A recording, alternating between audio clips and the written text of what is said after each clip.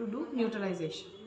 Okay, जहाँ pink है वहाँ पे कलर है, मतलब जहाँ पिंक है ना थोड़ा सा वहाँ पे न्यूट्रलाइज को टच नहीं करना है. न्यूट्रलाइज क्या करता है, कलर इवन टोन करने में हेल्प करता है. दिस इज योर पेन, इसको हम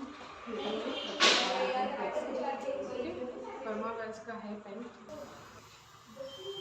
मेरा पेन देखो कैसे मूव हो रहा है. आ जाओ नेक्स्ट. वेट टिश्यू का है.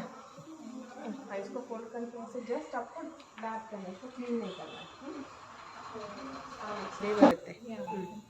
हाँ, वेरी गुड. Only black एरोप्लेस.